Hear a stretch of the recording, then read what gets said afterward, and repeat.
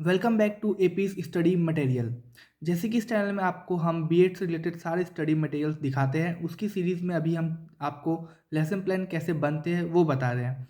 Lesson plan की series में आज हम डिस्कस करेंगे इकोनॉमिक्स का लेसन प्लान नंबर 2। जैसे कि हमने प्रीवियस वीडियो में भी आपको बता रहे कि लेसन प्लान का एक फॉर्मेट होता है, वो फॉर्मेट कैसे फॉलो किया जाता है। इस वीडियो में भी हम डिस्कस करेंगे कि एक अच्छा लेसन प्लान, एक परफेक्ट लेसन प्लान कैसे बनाया जाता है इकोनॉमिक्स सब्जेक्ट का। तो सबसे पहले हमें लेसन प्लान मेंशन करना होता है, उसकी नंबरिंग करनी होती है। देन डेट, सब्जेक्ट, आज हम इकोनॉमिक्स का डिस्कस करने वाले हैं। देन हमारा टॉपिक, आज हम इकोनॉमिक्स में मनी टॉपिक को डिस्कस करेंगे कि मनी टॉपिक का लेसन प्लान आप कैसे बना सकते हैं। टॉपिक हमेशा अंडरलाइन रहता है।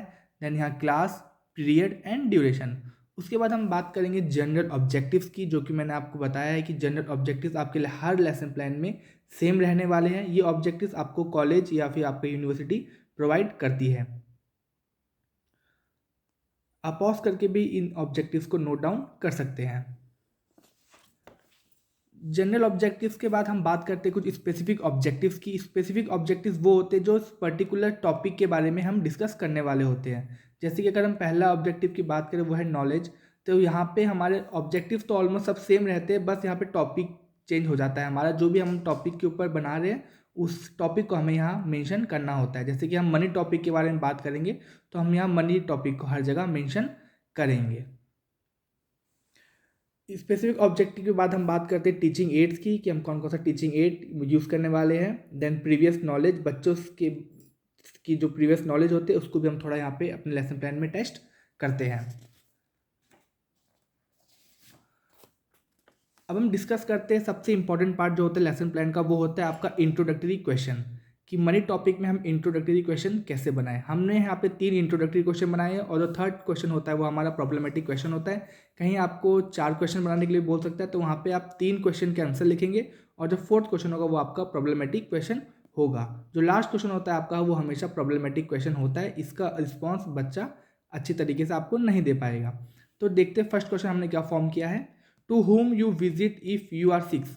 अगर आप सिक है, बीमार है, तो आप किसके पास विजिट करते? I will visit to a doctor. याद रखिएगा कि आप जो भी आंसर यहाँ मेंशन करेंगे वो पूरे सेंटेंस में होने चाहिए, एक सिंगल वर्ड में आंसर ना लिखे। कोशिश करिए कि पूरे सेंटेंस में आप आंसर दे।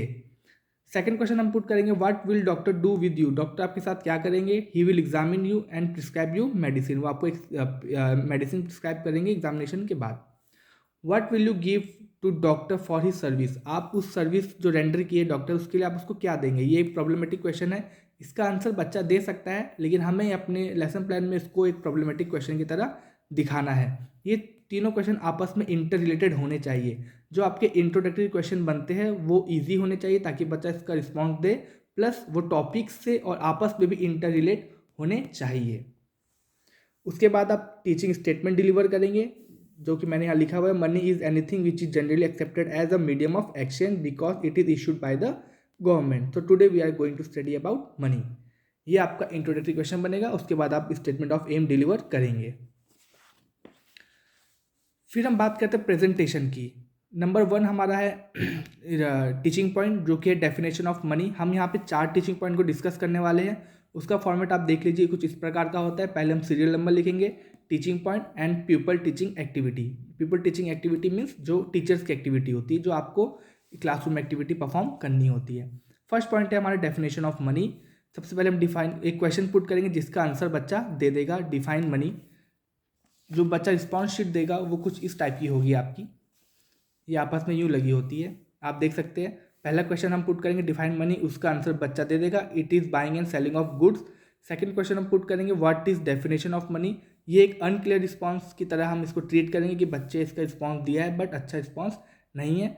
उसके बाद आप टीचिंग एड अपना डिलीवर करेंगे। ये है आपका टीचिंग स्टेटमेंट। आप मनी के बारे में अपने जो टॉपिक चूज़ किया है, जो आपकी फर्स्ट टीचिंग पॉइंट है, उसके बारे में सब कुछ डिलीवर करेंगे। नेक्स्ट यहाँ पे आती है आपकी स्टूडेंट एक्टिविटी, जो कि बच्चा रिस्पॉन्स करता है। नेक्स्ट आता है टीचिंग मेथड, आप कौन सा मेथड यूज़ कर रहे हैं, क्वेश्चन से मेथड या फिर लेक्चर मेथड। यहाँ पे हम लेक्चर दे रहे तो ये लेक्चर मेथड होगा, जब हमने क्वेश्चन से पूछा तो वो क्वेश्चन से मेथड होगा।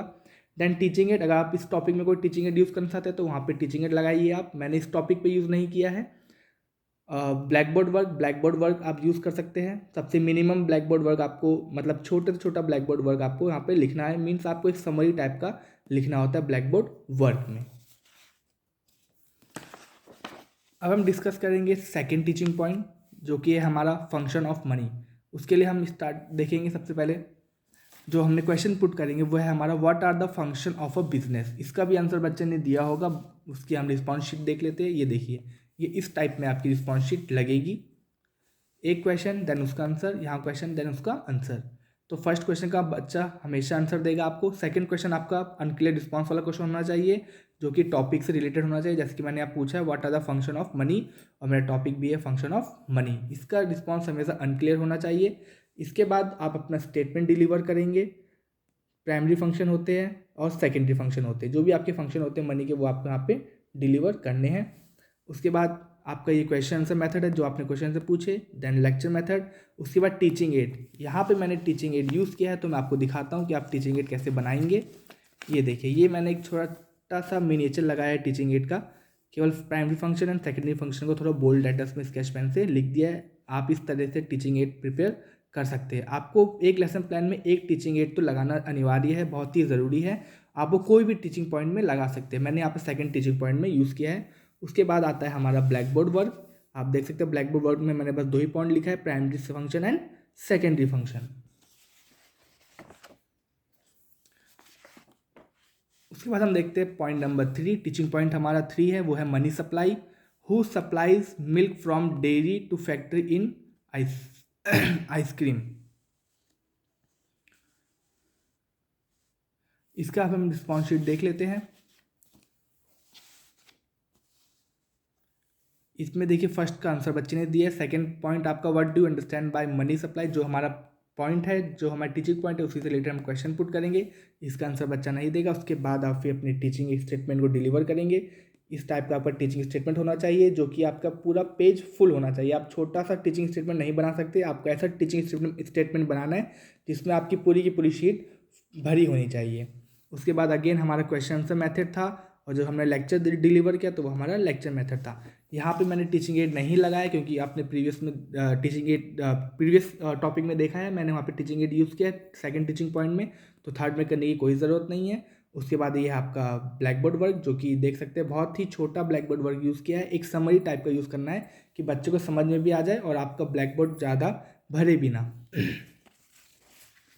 उसके बाद हम यूज़ करेंगे टीचिंग पॉइंट 4, जो कि हमारा लास्ट टीचिंग पॉइंट होने वाला है, मेजर ऑफ मनी सप्लाई। इसके भी आपको 2 क्वेश्चन पुट करने। पहला क्वेश्चन का बच्चा आंसर दे देगा, और जो सेकंड क्वेश्चन होगा उसका आंसर बच्चा नहीं देगा। देख सकते हैं पहला क्वेश्चन है हमारा, what measures to be taken in preparing food. Clean kitchen, proper heat का सोर्स होना चाहिए हमारे पास किचन बनाने का, खाना बनाने के लिए। सेकेंड है what are the resources of money supply. Measure हम कैसे करेंगे मनी सप्लाई को, अनक्लियर रिस्पॉन्स देगा बच्चा इसका। उसके बाद आप फिर से टीचिंग स्टेटमेंट अपना डिलीवर करेंगे। देखिए आप देख सकते हैं 4 measure of money supply, M1 M2 and M3 M4, 4 होते हैं मेजर, वो मैंने यहाँ पे लिख रखे। पूरे की पूरी शीट भरी होनी चाहिए आपकी। अच्छे से स्टेटमेंट ऑफ जो भी आपका टीचिंग स्टेटमेंट होता है उसको आप अच्छे से एक एक्सप्लेन फॉर्म में यहाँ पे आपको लिखना होगा। देन अगेन यहाँ पे हमने क्वेश्चन आंसर मेथड यूज़ किया है, तो क्वेश्चन आंसर मेथड लिखा है। लेक्चर जब हम देते बच्चों को समझाते क्लास में तो उसके लिए लेक्चर मेथड है। अगेन टीचिंग एड मैंने सेकंड पॉइंट में यूज़ किया था, तो यहाँ करने की कोई ज़रूरत नहीं है। और ब्लैक बोर्ड वर्क में मैंने बस M2 M3 M4 सब कुछ लिख दिया है, और उसका थोड़ी सी एक्सप्लेन कर दिया है यहाँ पे। उसके बाद आता है हमारा कॉम्प्रिहेंसिव क्वेश्चन। 4 टीचिंग पॉइंट है, तो हमारे पास 4 कॉम्प्रिहेंसिव क्वेश्चन हमें फॉर्म करने पड़ेंगे। वो कॉम्प्रिहेंसिव क्वेश्चन आपका टीचिंग पॉइंट था उससे रिलेटेड ही होने चाहिए। आप देख सकते हैं कि चारों के चारों टीचिंग पॉइंट हमारे उससे रिलेटेड ही है। उसके बाद हम यहाँ बनाएंगे black board work. Black board work आपका एक जो रियल ब्लैक बोर्ड होता है उसी के सेम आपको यहाँ पे एक ब्लैक बोर्ड जैसा बनाना होता है। उसमें आपको डेट, सब्जेक्ट, टॉपिक हमेशा अंडरलाइन होनी चाहिए, क्लास, पीरियड एंड ड्यूरेशन लिखा होना चाहिए, और कुछ इस टाइप का आपको ब्लैक बोर्ड वर्क करना होता है। टॉपिक लिखेंगे आप, उसके बाद जो भी आपके 4 टीचिंग पॉइंट थे उसको जो आपने ब्लैक बोर्ड वर्क अपनी लेसन प्लान में लिखा है, शीट में लिखा है, उसी का सेम आपको यहाँ पे लिखना होता है। जो मैंने वहाँ लिखा था वही मैंने यहाँ छोटे फॉर्म में ब्लैक बोर्ड वर्क लिखा है। इसलिए मैं आपसे कह रहा था कि आपको छोटे से छोटा ब्लैक बोर्ड वर्क लिखना है, ताकि आप जो ब्लैक बोर्ड यहाँ प्रिपेयर करें उसमें भी वो अच्छे तरीके से फिल हो जाए और बच्चों को भी अच्छे तरीके से समझ में आ जाए। कुछ इस टाइप का आपको ब्लैक बोर्ड वर्क करना होगा। उसके बाद नेक्स्ट टॉपिक हमारा आता है लेसन प्लान का, वो है सुपरविजन, जिसमें आप क्लास सुपरवाइज करते हैं। जब बच्चा अपने आंसर या फिर जो भी आपने काम दिया वो नोट डाउन करेगा, फिर आपका आता है रिकैप्चुलेटरी क्वेश्चन। यहाँ पे मैंने रिकैप्चुलेटरी क्वेश्चन में fill in the blanks use किए। आप चाहे तो MCQ, true false, match the following, किसी भी टाइप के रिकैप क्वेश्चन यूज़ कर सकते हैं। रिकैप क्वेश्चन मीनिंग ये होता है, मतलब ये होता है कि जो भी आपने पढ़ाया है उससे रिलेटेड आप कुछ क्वेश्चन आप बच्चों से पुट करेंगे और उनको आप चाहे तो ब्लैक बोर्ड में बुला के इसका आंसर ले सकते हैं, या फिर बच्चे से उसकी पोजीशन में खड़े होकर भी इसका आंसर ले सकते हैं। लेकिन आप कोशिश करिएगा कि आप बच्चों को सामने ब्लैक बोर्ड में बुला के इसका आंसर ले, तो उससे थोड़ा बच्चों में भी कॉन्फिडेंस बिल्ड होता है। यहाँ मैंने fill in the blanks use किए हैं। जो भी आपने टॉपिक बच्चों को पढ़ाया है उससे रिलेटेड ही ये क्वेश्चंस होने चाहिए। उसके बाद हम लास्ट में देते हैं अपना होमवर्क। जैसे कि मैंने यहाँ पे दिया है learn the definition of money. आप कुछ भी लर्निंग का भी होमवर्क दे सकते हैं या फिर राइटिंग का भी होमवर्क दे सकते हैं। लास्ट में होमवर्क देना बहुत इंपॉर्टेंट है, यही हमारे लेसन प्लान का लास्ट पार्ट होता है जो कि बहुत इंपॉर्टेंट होता है। इसके बाद ही आपका एक लेसन प्लान कंप्लीट माना जाता है। तो ये आज हमने डिस्कस किया इकोनॉमिक्स का लेसन प्लान, जो कि टॉपिक था मनी। अगर ये वीडियो आपको पसंद आए तो जरूर इस वीडियो को लाइक करिएगा, हमारे चैनल को सब्सक्राइब कर लीजिएगा। आगे भी इस चैनल में आपको बीएड से रिलेटेड काफ़ी सारे कंटेंट्स मिलने वाले हैं। तब तक के लिए थैंक यू।